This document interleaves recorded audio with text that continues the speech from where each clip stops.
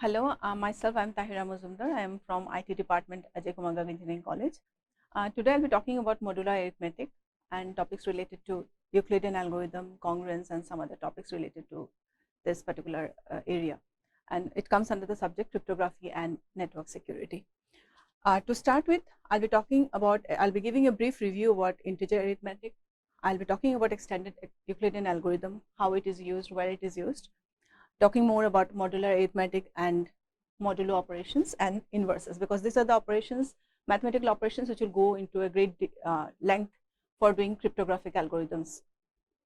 To start with, we are talking about integer algorithm. Let us start just a brief review about integer algorithms. We know that when it comes to integer algorithms, we use a set of numbers and perform a few operations on them. Like for example, if we are denoting the set of integers by the letter z, then we have all the integral members from negative infinity to positive infinity in z. So this is the set of integers. Now based on this set of integers, what are the possible operations do we perform? We perform the basic operations that is performed in the set of integer numbers are, we have three kinds of operations, namely the addition, subtraction and multiplication. These are the three binary operations that are normally performed, and these operations are normally, when you are performing these operations, we normally have four cases of scenarios dealing with different numbers, like performing on numbers which are both positive, numbers whether either of them are positive, and numbers where both are negative. These are the scenarios. Now, out of the three operations, out of the basic operations, when it comes to cryptography, our focus will be on integer division. Now, what is integer division? We are, as I told, what is z? Z is a set of integers ranging from minus infinity to plus infinity. Now, when you are talking about integer division, we are saying that we are having a number a, which is as number, a number from z, from the set z. Now, number a, if we are dividing, if we have this, so there are two inputs. One is a number a from z, and the other one is number n. Now, what happens is that if a is equal to, if you have a situation, or if you have an equation something of this type, a is equal to q into n plus r, that means we can also say q is the quotient and r is the remainder. To put it another way, we can say when you divide a by n, what do you get? You get q as the quotient and we get r as the remainder. So we have the inputs a and n, they are the inputs, and the output are q and n, q and r, that is the quotient and the remainder. The remainder is non-negative, and the quotient again is any number from the set of numbers from minus infinity to plus infinity. And these are the scenarios where the cases of positive a, if your a is positive, then we have ranging numbers in this pattern with r in the positive half. But in the case of values of a being negative, then we have the graph something of this type. Now, moving on, let us now talk about GCD. We all know what GCD is. It is basically the largest integer that can divide two numbers. That is a very trivial thing which we all are familiar with. Now, we will be talking about Euclidean algorithm. So, when you are talking about Euclidean algorithm, there are two facts which we need to underline. First is the GCD of any number a with 0. If you come, in that case, obviously the GCD will be a between any number and 0. Now, another fact is, if you want to find the GCD between a and b, it is equivalent to GCD, it is same as GCD between GCD of two numbers b and r. And what is r? R is the remainder that we get after dividing a by b. So, we explored these two facts to come up with the Euclidean algorithm. So, this is the brief sketch, this is the algorithmic view, and this is the graphical view of how the algorithm works. Now, for example, the two numbers a and b, we are initializing it r1 and to r1 and r2. Then what we are doing is that we are finding the quotient r1 divided by r2. Then we are finding the remainder. Obviously, it will be r minus q into r2, because if you want to find the remainder, it will be r minus q into r2. Then what we do, if you remember, as I told you, GCD of A of B is same as GCD of B into R, B of B and R, where R is the remainder. So what we do, we are now to find the GCD of R1 and R2. We are finding the GCD of A and B, which was in R1 and R2. So now we are moving on a little bit further. What we are doing is that we are making a new R1 as R2. What is R2? R2 is B. A new R2 as R, and what is R? R is remainder. So that is what we are doing. We are starting with GCD of, to find the value of GCD of A comma B. As we are finding the GCD of A comma B, we are repeating this algorithm for GCD of R1 comma R2, where R1 is B and R2 is R. And as we have said here, so this equation is being expanded further, and this entire process repeats till R2 is greater than 0. This is the diagrammatic view. R1 initialized to A, R2 initialized to B, and we have the remainder that is obtained after dividing R1 by R2. Then we initialize R1 by B, R2 by R, and again the process repeats. Till how long? The process repeats till R2 is greater than 0, and once the loop stops, the GCD is of the two numbers A and B is equal to R1. So this is an example to find the GCD using that particular algorithm. We are talking about the two numbers A and B.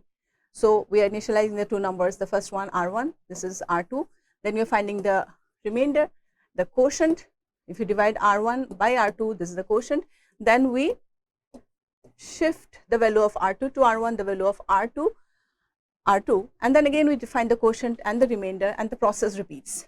Till what long? Till how long? How many times do we repeat? We repeat till the value of R2 becomes 0. Once R2 becomes 0, the value of R1, which is equal to 20, that is the GCD of both the numbers. Now, why are we talking about this? Because we'll be using this further to explore some more concepts. Now, there is one more fact that concerns Euclidean algorithm, and it is the fact is that if you have two integers A and B, we can have two more integers S and T having the characteristics that S into A in plus T into B is equal to GCD of A and B. So our focus will be to find the value of S and T, because if the value of S and T is found, then S into A plus T into B can be is equal to GCD of A into A comma B. And extended Euclidean, we are now talking about extended Euclidean algorithm. It helps us to find these values of S and T. Now this is the extended Euclidean algorithm. It's the same thing what we had in the Euclidean algorithm. This much is what we had in the Euclidean algorithm. The remaining two steps of initialization and these two blocks are something which is new in extended Euclidean algorithm. Here we are starting with variable S1, S2, T1, T2. S1 is initialized with 0, S1 initialized with 1, S2 with 0, T1 with 0, T2 with 1. With this initialization, we proceed the same in the same way. The way we find R, we find S in the same way, which is equal to the way it is R1 minus Q into R2. Here it will be S1 minus Q into S2. Same the way we do the reinitialization here. Here also it is done in a similar way. S2 will be reinitialized to S1, or S2 will be assigned to S1, S will be assigned to S2, and the same process for the third block. Now this entire loop will be repeating for how many times? Till the value of R2 is greater than 0. So this is what we are saying. We have this block, this is related to this block, this one concerns the second block, and this one concerns the third block. This process repeats till how long?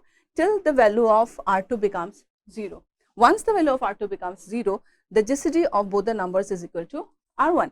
At that moment, we find out the value of S1 and we find out the value of T1, and these are the values. S1 is the value of S and T1 is the value of T. And if you remember, what is S and T?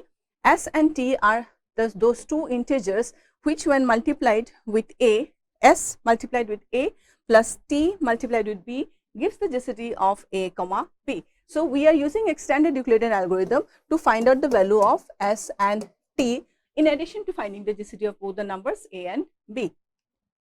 This is an example for doing the same purpose.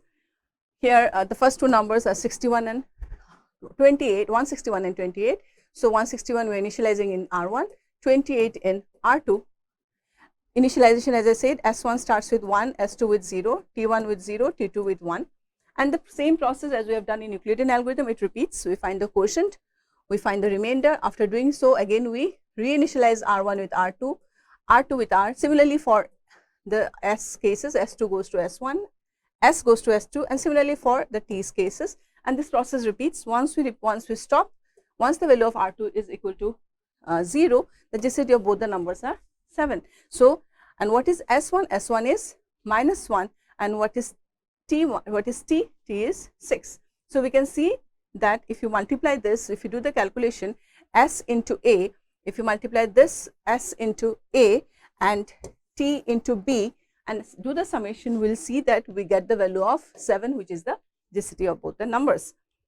Now, moving on further, now we are now talking about modular arithmetic. What is modular arithmetic? It arises from the concept of division basically. When you are talking about division, as I told you, we have A, which is the number that is divided, or rather we can say the input is N, A, and the output is Q, which is quotient, and R, which is remainder. This one we already have discussed just some time back. So, when you are talking about modular arithmetic, we have two inputs, A and N. What is A? A is the dividend, or rather the number which we are dividing. What is N? N is the divisor, and we are concerned about the output Q and R.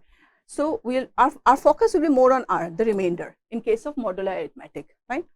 So, modular arithmetic, when we are talking about modular arithmetic, we use the keyword mod to indicate that it is a case of modular arithmetic.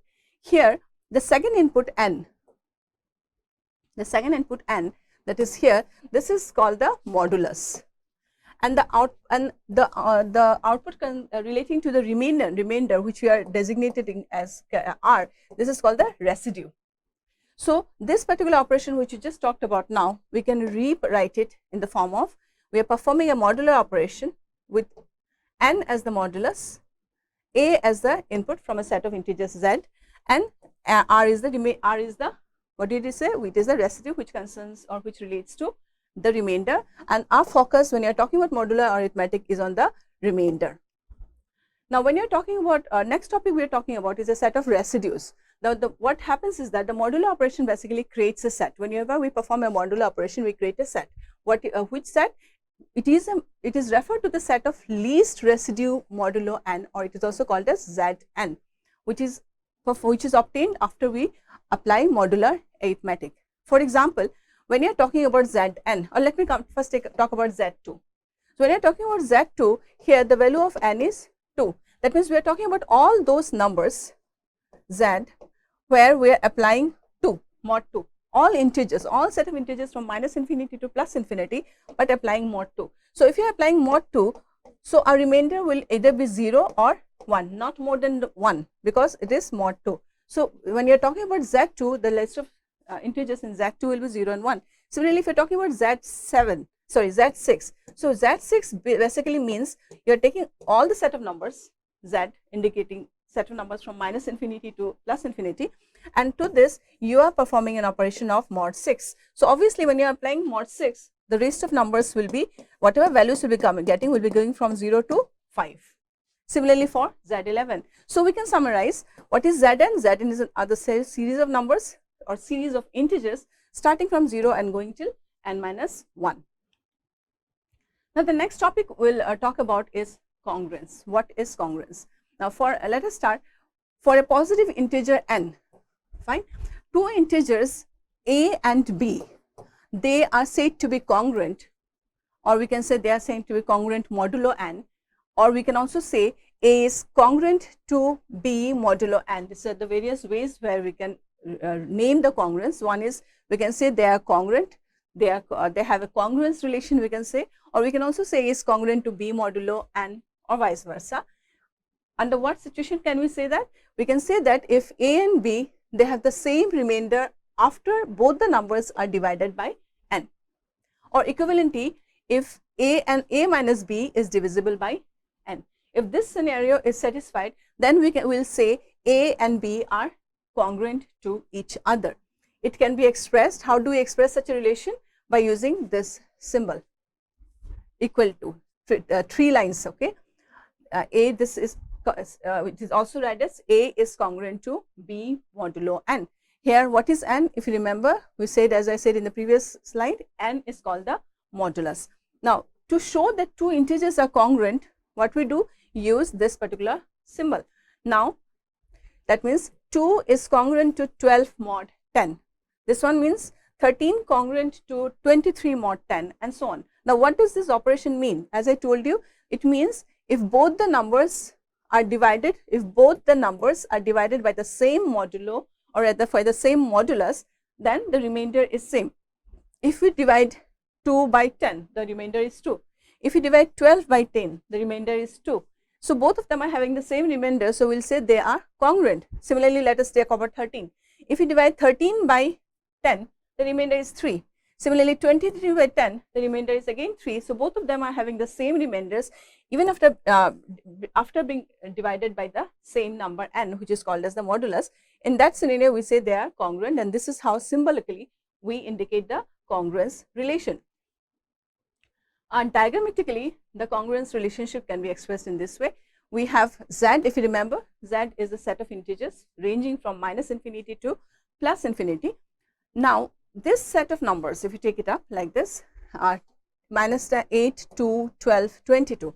Now, to this set of numbers, if we are taking our value of n as 10, in this example, we are taking the value of n as 10. So, if you see, to all these numbers, if we are applying mod 10 to all this set of numbers, if you see, we basically get mod 10, 22 mod 10 is 2, 12 mod 10 is 2, 2 mod 10 is 2, -8 mod 10 is -8, and to make it positive, what we do, it is 10 minus 2, we can do it, and so it is 2. So -8 mod 10 is again 2. So all of these numbers are having the remainder 2. So we'll say all of these numbers are having a congruence relationship with respect to modulo 10.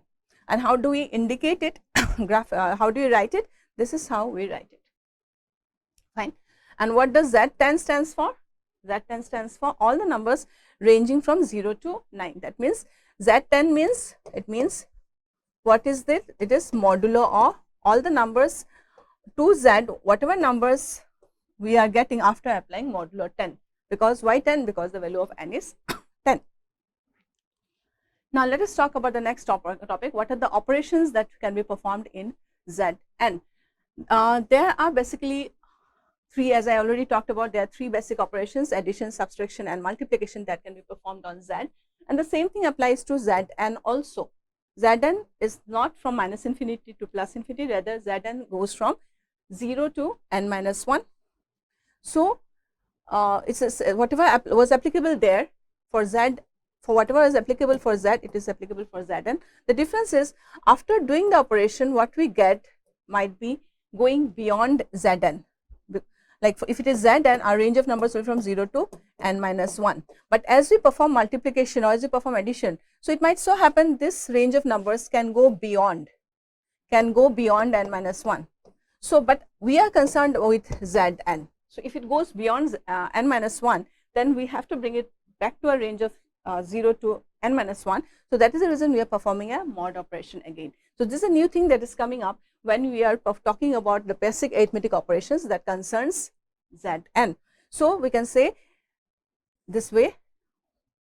So if you are talking about A, B, and what A and B performing, whether you are performing addition, subtraction, or multiplication, after the operation you need to again perform a mod operation. Why? So that to ensure that our resulting number is again within in the set, rather we can say in the set Zn. Now let us just talk about some properties concerning modulus. First, A plus B mod of n is same as A mod of n plus B mod of n, the whole thing mod n. Similarly for subtraction and multiplication. So these properties, as we move on further during for doing other cryptographic algorithms, we will see that there will be coming across situations where we might need to extrapolate, or we need to extend this kind of equations into this kind of equations to simplify certain arithmetic situations or to simplify certain numeric problems. So we will be requiring this kind of properties frequently later on. Now the next topic we are talking about is inverses. So when we are talking in modular, when you are working in modular arithmetic, we often need to find the inverse of a number relative to an operation. Now we are normally looking for an additive inverse relative to an additive operation, or multiplicative inverse related to a multiplicative operation. Now what when you are talking about modular arithmetic, this particular topic that we call it as inverse, it's again an important concept that needs to be underlined. So when you're talking about inverses, we have two kinds of inverses: additive inverses and multiplicative inverses. Additive inverses are relative to addition operations. Multiplicative inverses relative to multiplication operations. Now let us talk about additive inverse. Now when you are talking about Zn, Zn means numbers from 0 to n minus 1. That means Zn means numbers we get after applying modular n operation to Zn. The two numbers, we will say a and b, are additive inverses of each other. After applying addition operation, you get a value 0, or rather we can say a plus b is congruent to 0 mod n. So in case of modular arithmetic, we can say every integer has an additive inverse. The sum of an integer and its additive inverse is congruent to modular n. So let us take an example. If you take this example, find all the additive inverse pairs in Z10. Now what is Z10? Z10 is something like, what is Z? Z are set of numbers from minus infinity to plus infinity. And what is Z10? Z10 is on Z the set of numbers that you get after applying mod 10. So in this case, it will be 0, 1 till 9. So basically from Z you get Z10. So you have to find all the additive pairs in Z10. That means all the numbers out of this pair which have got additive inverses. So it will be something like this. So 0. So if you take Z10 means 0, 1 till 9. So if you are talking about 0 plus 0, if you apply, the answer is 0. So additive inverse, so 0 is so the pair for 0 is 0. Now with 1, what will you add to 1 to get a 0?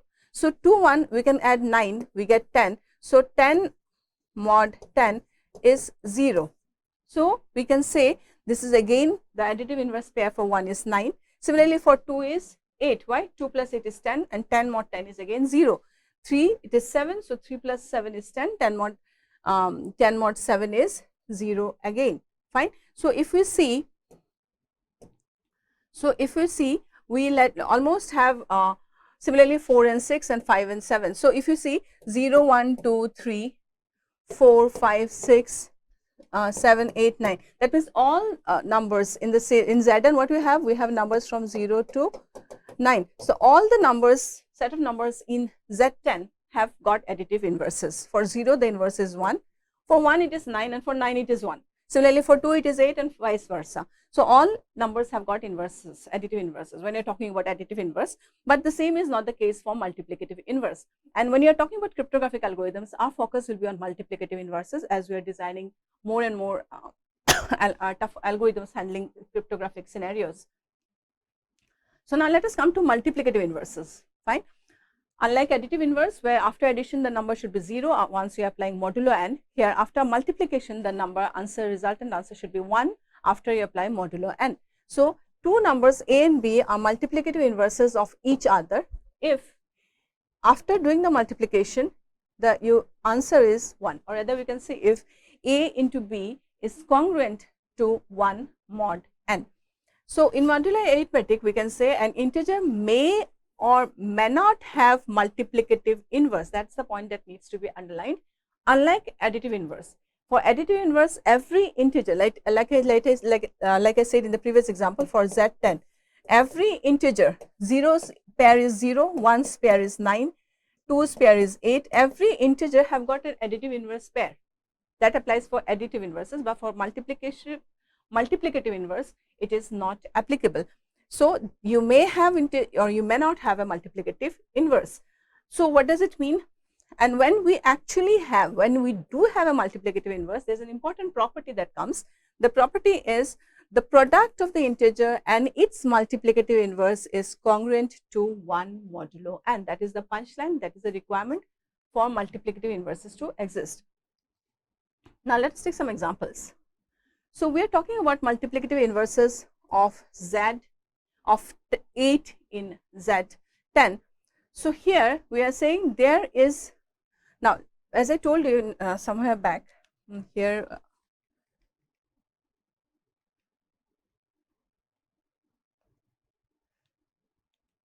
yeah. So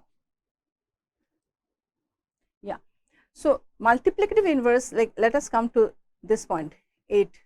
Now multiplicative inverse, there's an important point. It is if the GCD of both the numbers, for example here you are trying to find the multiplicative inverse of 8 in Z10, then if the GCD of 8 and 10 is equal to 1, that is a very important property.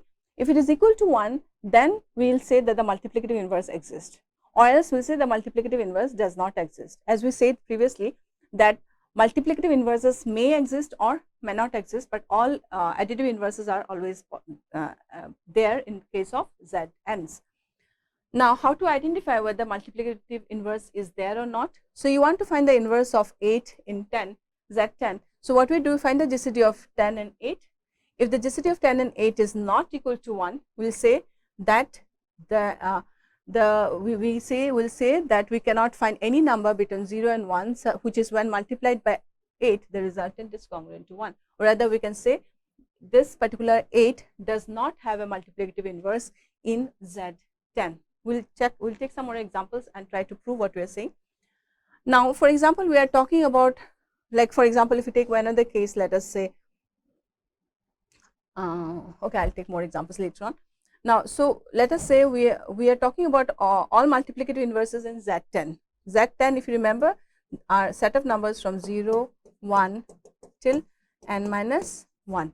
So, all those numbers, or rather we can say the pair of numbers which when multiplied by, and performed, which when multiplied, the answer is 1, congruent, or rather we will say which when multiplied, it is congruent to modulo 1, congruent to 1 modulo n.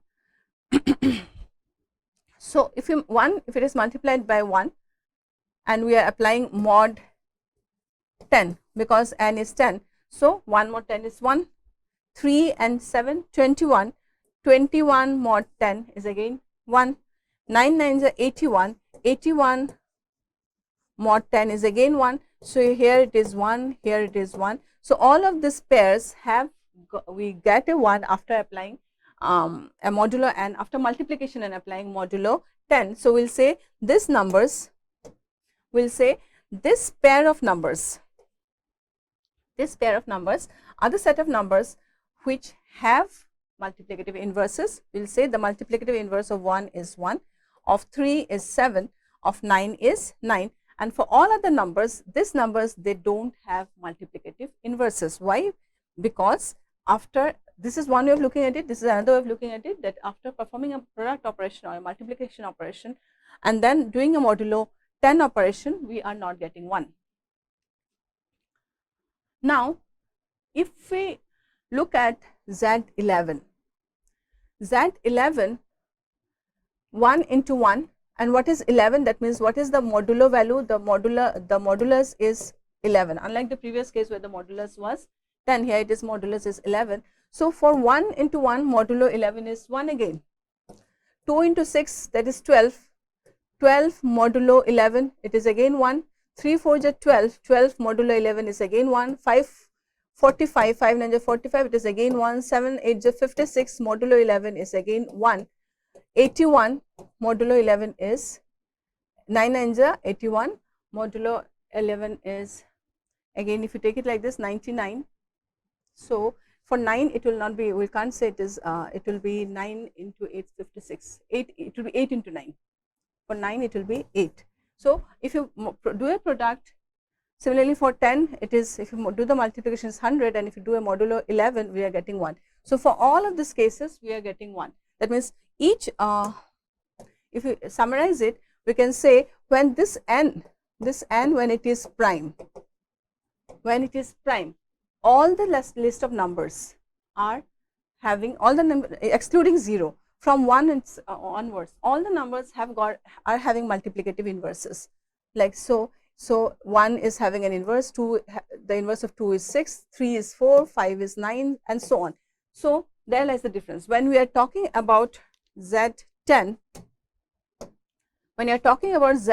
where n is non-prime, we have only 3 pairs of numbers which are having multiplicative inverses. But when you are talking about Z11, where the n is prime, we are having all the list of numbers from 1 till 10 having multiplicative inverses, and this property will be explored as we go for multiplicative inverses for prime numbers. So later on, when you are talking about cryptographic algorithms, our focus will be on dealing with prime numbers, because in that case our range of numbers are more for those numbers having multiplicative inverses. So now next is what we are talking about extended Euclidean algorithm. I just explained the algorithm. Extended Euclidean algorithm is also used to find the multiplicative inverse of b in Zn when n and b are given and the GCD of n and b is 1. This is the property that is exploited to find out the multiplicative inverse. So the multiplicative inverse of b is the value of t after being mapped to Zn. So if you remember, we are taking s and t. So t will give the multiplicative inverse of n and b, provided the GCD is equal to 1, then only we'll say it has multiplicative inverse. If the GCD is not equal to 1, we'll say it doesn't have multiplicative inverse. So let us take an example. That's the same thing which you had learned previously. The value of, we don't need s anymore here, our focus is on t. So the same algorithm. Now this is you're finding the GCD. If this value is 1, after performing a GCD operation, if this value is 1, then we'll say yes, it has got a multiplicative inverse. And what is the inverse? The inverse is T1. Okay, and that is for numbers n and b, GCD of n and b. So this is how, for example, you want to find for 11 and 26. We are just substituting here. So 26 R1, R2, 11, the same property, the same approach we have already used previously. As we wind up, the GCD value becomes 1. GCD 1 means yes, multiplicative inverse exists. And what is the inverse? Come to the value of t. The inverse is -7. Since it's a negative number, convert it to positive. To do so, add modulo to that particular negative number. So in -7, add the modulus value. The modulus value is 26. So we get 19. So 19 is the multiplicative inverse. So finding the multiplicative inverse. To find the multiplicative inverse, extended Euclidean algorithm it helps to solve our problem. This is another way. Just a moment. We already explained this. These are some different kind of sets which we can talk about. These are, let us say, when you are talking about just summarization, what is Z? Z are the set of numbers from -infinity to +infinity. What is Zn, or rather what is Z6 from 0 to 5, Z7 from 0 to 6, Z10 from 0 to 9, Zn will be from 0 to n-1. 6 star means, that is, when you are talking about star, we are talking about the set of numbers which have got multiplicative inverses. So rather we can say we use Zn when additive inverses are needed. So this, when you are talking about Zn, we have zeros, so that relates to the set of pairs having additive inverses.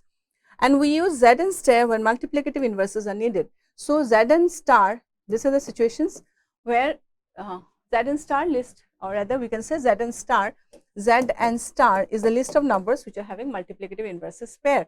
Now if you again observe, as I summarized in the previous slides, if the n value is non-prime, then the list of numbers, or rather the numbers having, or rather the pairs, we can say, they are less, having multiplicative inverses.